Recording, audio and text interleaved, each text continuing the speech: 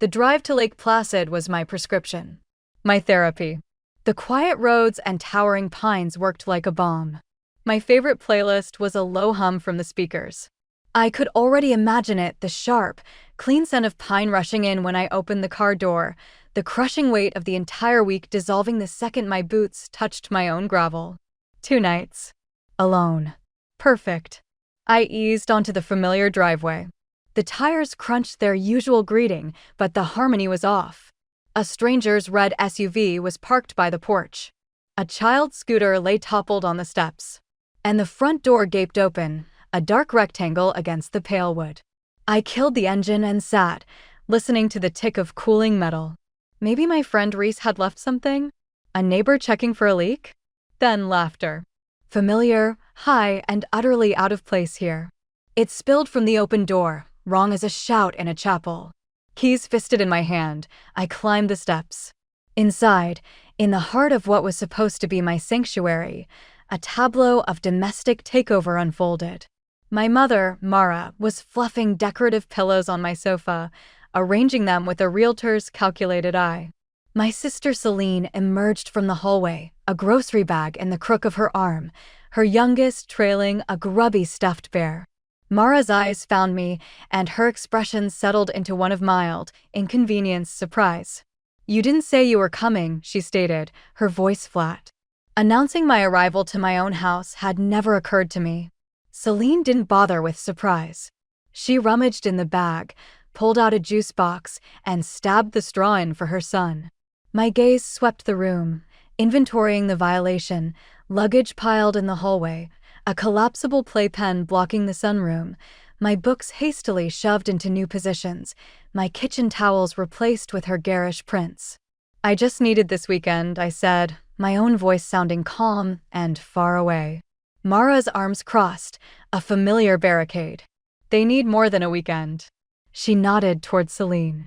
"She and the kids are moving in. You have your life in the city. This place suits them better." Inside me, a mechanism locked. Solid. Final. Like a deadbolt sliding home a second before the storm hits. "You're moving them in." Without asking me. A one-shouldered shrug. "It's their house now. You can't stay here anymore." The words didn't land with a sting. They descended like a suffocating quiet, the inevitable conclusion to a story I'd been reading for years. I nodded. Not in agreement, but in a cold, clear understanding. I turned and walked back down the steps. The key in my palm was suddenly just a piece of shaped metal, its purpose voided. By the time I slid into the driver's seat, I knew with a crystalline certainty, I would not fight for this. Not with pleas, not with explanations. Back in my city apartment, I toed off my shoes, shut the door on the world, and sat in the dark on the edge of my bed. The constant low groan of the city felt abrasive after the deep silence of the lake. The key was still warm from my grip. I opened the bedside drawer and tossed it in. It landed with a cheap clink against a stack of old receipts I'd never discarded. Seeking numbness, I pulled the blanket over me and reached for my phone, thumb moving automatically to scroll. My photo gallery offered no solace, only evidence. The porch at sunset, the kitchen tiles I'd laid myself, morning mist ghosting over the water. I swiped away from the images and opened my notes app. There was a list there. Not a ledger of bills, but a record of things that, in the family ledger, apparently carried no value. Mom's dental implant, $6,300. Celine's divorce lawyer retainer, $3,000. Exactly. The Lake Placid down payment. Every renovation receipt. For years of bonuses redirected. Weekly groceries when Mom forgot her purse. Countless hours babysitting while Celine found herself. No column for gratitude. No line item acknowledging the cost. I put the phone down and opened the nightstand drawer. My father's old voicemails were still there. I played the last one, saved from just before his final hospital stay. His voice was thin but lucid. "You got a strong heart, kiddo. Always have. Just don't let em confuse it with a bottomless bank account. And never teach people that kindness is the same as silence." I stared at the ceiling. If he were here, he'd have stopped them at the property line. But he wasn't. And I hadn't. I had trained them too well. I was the reliable one. The solver. The silent pair. The quiet that filled me now, however, was different. It wasn't the dead quiet of surrender. It was the focused, humming quiet of a plan beginning to form. The laptop glowed in the dark room. I didn't open it to wander through old pictures or drown in nostalgia. I opened it to build a wall. My fingers found the keys and typed a name, Lennox Hale. Responsibility had chosen me young at 9. I wasn't the eldest, just the one with the steadiest hands. When the past due electric bill glared from the counter, I was the one who called, my voice pitched too high, negotiating a payment plan. When Celine lost another backpack, I handed over mine.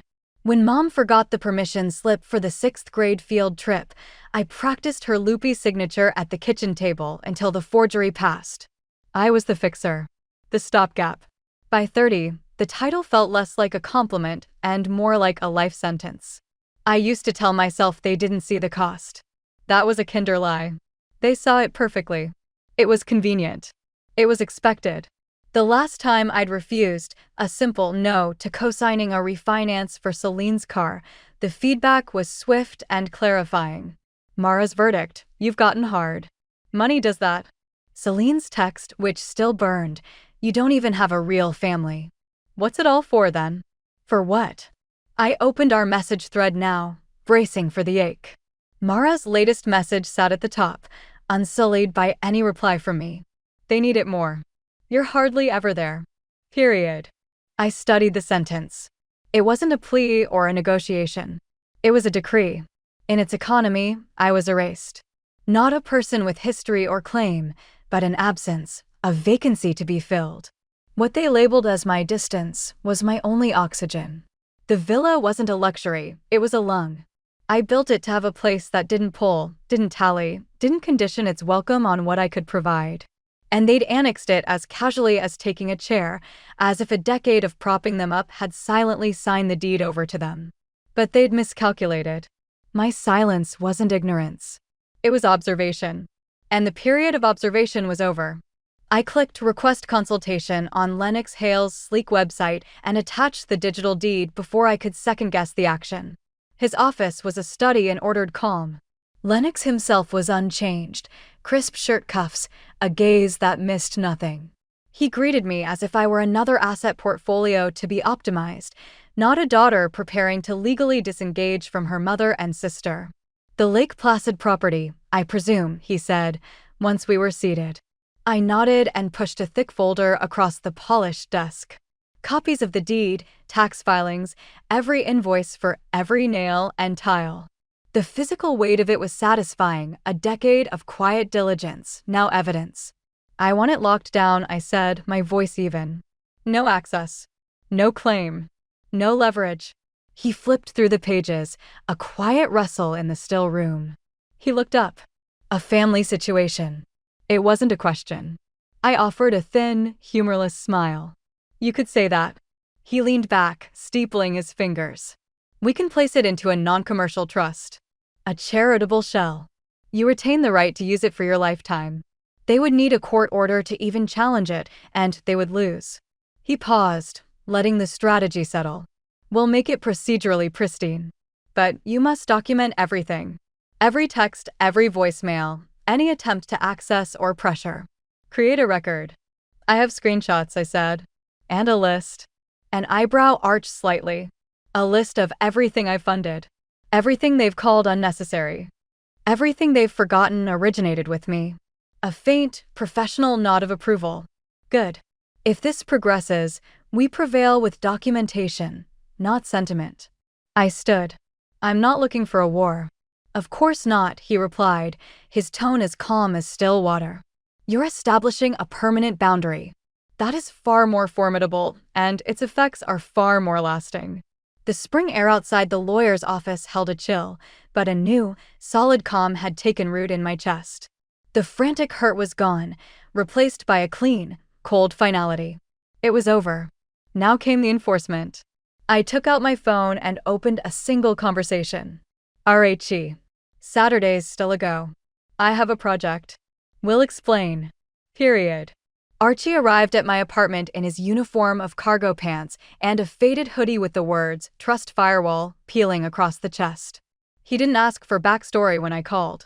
His only questions were logistical, square footage, operational timeline. That was his gift. Mention a problem requiring creative physical security, and he'd already be loading his truck with gear tailored to a threat he hadn't yet met. We pulled up to the villa just after noon on Saturday. The world was quiet, the air still fresh from a recent rain. The house stood serene, unchanged from the outside. A sleeping giant. Inside, the stillness was absolute. They hadn't returned. Not yet. Full perimeter protocol? Archie asked, heaving a heavy case from the back of his vehicle. Every corner, I confirmed. Every possible point of entry. If anything breathes in there, the house needs to feel it.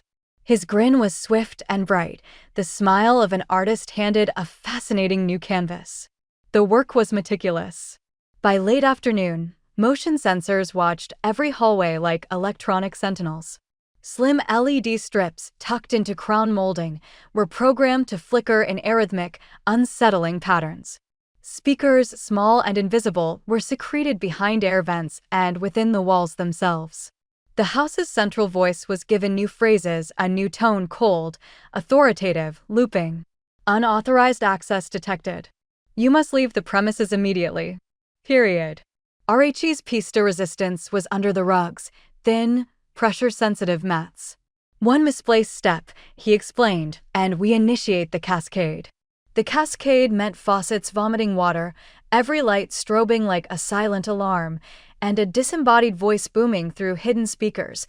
This property is protected by an active deterrence system. You are not welcome here.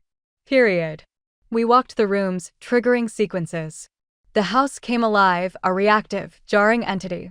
It was disorienting. Ingenious. And, as Archie was careful to note, perfectly legal. Fundamentally, he mused, calibrating a sensor, this is just an exceptionally passionate smart home demonstration. Automation is not a felony. Just enthusiastic. I stepped onto the front porch with a new sign. It was sleek, modern, with clean typography. Demonstration home. Voice AI activated. Enter at your own risk. Period. It looked corporate. Benign. A tech beta test, not a warning. When the last wire was tucked away, Archie packed his kit, gave me a thumbs up, and a knowing smirk touched his lips. If they last more than 3 minutes inside, I'll question my entire life's work. They won't, I said, watching his taillights vanish into the trees. Alone, I opened the control app on my phone. A dashboard glowed back, all systems optimal, camera feeds live, every sequence armed and ready. The villa had always been my refuge. Now it was my instrument. It had my voice, stripped of warmth and filtered through a speaker's grate. I slipped the phone into my pocket. There was no doubt in my mind. I knew exactly who was coming, and I knew they would be right on time. Their arrival was punctual, as predictable as clockwork. Saturday, noon on the dot. On the live feed from the porch camera, I watched the performance begin. Celine emerged first, bearing a casserole dish like an offering to herself. Craig followed, hauling a cooler, their 2 children stumbling behind with overstuffed backpacks. Mara exited last, paused to adjust her purse and scan the property. Her eyes locked onto the new sign. She marched over, lips moving as she read it aloud to the others. She turned, said something to Celine, who responded with a loud, scornful laugh. Then, with a sharp, violent motion, Mara gripped the sign, ripped it from the wall, nails and all, and flung it into the bushes. It's our house now, she declared, her voice carrying clearly to the microphone. She wasn't speaking to them. She was announcing it to the deed, to the land, to the past. They didn't knock. Craig produced a key, a spare I never knew existed. Of course Celine had kept one. They flowed inside, a wave of assumed ownership, laughter and chatter filling the silent spaces. Through the interior cameras, I saw the kids immediately start bickering over bedrooms. In my apartment, I sat curled on the sofa, phone in hand. Every sequence had been perfected since Thursday. Every sensor calibrated, every audio file crisply rendered. Now it was simply a matter of timing. I muted the audio feed. I needed quiet. I went for a walk, letting the cool evening air clear my head. When I returned, the digital tableau had shifted. The children were asleep, lumped together in the guest room. Celine and Craig were ensconced in my bed, the master bedroom, their forms intimate under my duvet. Mara held court in the sunroom, sipping my favorite Pinot Noir from my glass, paging through a magazine. The clock on my screen read 1:55 a.m. On the feed from the upstairs hall, Mara clicked off the final light and moved toward the guest bathroom. The house was dark, quiet, full of sleeping intruders. I opened the control app. A single, soft pulse illuminated the armed status. Ready. My finger hovered, not in hesitation, but in a moment of solemn acknowledgement. Then I pressed activate. The house awoke. Hallway lights erupted in a violent, alternating strobe of red and white. The audio system in the living room blared to life first, a flat, digital female voice slicing the silence. Unauthorized access detected. Period. Simultaneously, the sound of gushing water echoed from the bathrooms.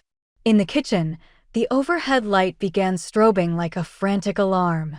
Then came the footsteps, my own, recorded earlier, a slow, measured tread on the hardwood, emanating from speakers hidden in the walls. On the upstairs camera feed, Celine's body jolted upright, a scream already tearing from her throat. The villa executed its programming with flawless, terrifying precision. Lights in every room sequenced chaotically, crimson, blinding white, a deep, throbbing indigo, making the very walls seem to writhe. Shadows leaped and danced, unmoored from their objects. My voice cycled through the corridors, now distorted, metallic, a ghost in the machine. You are an unwanted guest. Leave the premises immediately. By 2:01 a.m., the first child was wailing. The younger one shrieked as bathroom faucets shot torrents of water, drenching the vanity and flooding the floor. Craig, in boxers and a t-shirt, stumbled into the hallway and lunged for the front door, yanking at the handle. The smart lock held, programmed with a 15-second resistance, just long enough for primal panic to cement itself. Upstairs, Celine was a silhouette of chaos, shrieking at the children, trying to herd them toward the stairs. As she crossed the hallway rug, a pressure mat triggered. The system's voice escalated, louder, sharper, devoid of all modulation. Leave the premises. Immediately. Period. In the sunroom, Mara recoiled, her wine glass shattering on the floor.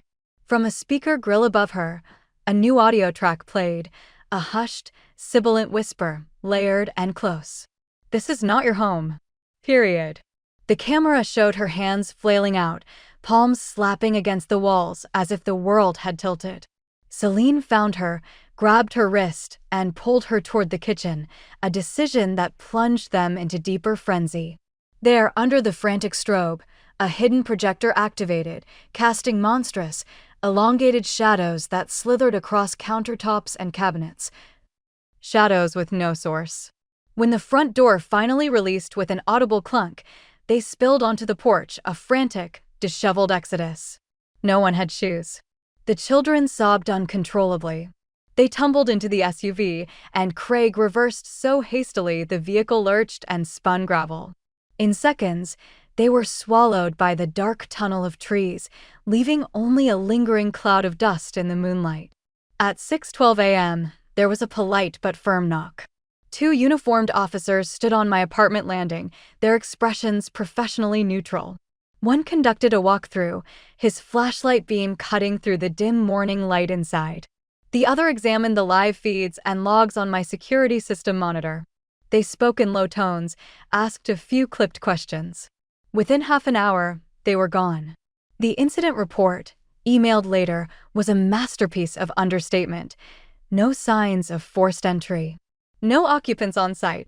Possible smart home system malfunction. Period. At 7:03 a.m., my phone vibrated with a blocked caller ID. I answered. What did you do?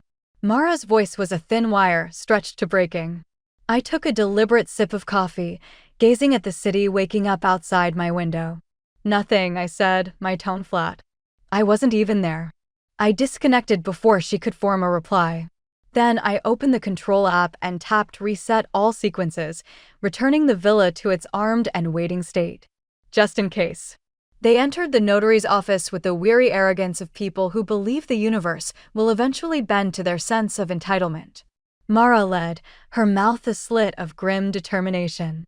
Celine trailed, arms folded tightly across her chest, guarding a reservoir of rehearsed grievances. Craig and the children were absent. It was just them, expecting, I suppose, a negotiation. A scolding. A tearful compromise. Raymond, the notary, was a study in placid efficiency. He greeted them and directed them to the chairs facing mine. A neat stack of documents rested on the polished table between us. He looked utterly untroubled. For the first time in their presence, so did I. Mara dispensed with any pretense. "Let's just stop the games," she snapped. Celine leaned in, her voice a tense hiss. "We're here to discuss the house. You've made your dramatic statement." Raymond gave a slight nod and turned his expectant gaze to me. I didn't look at them.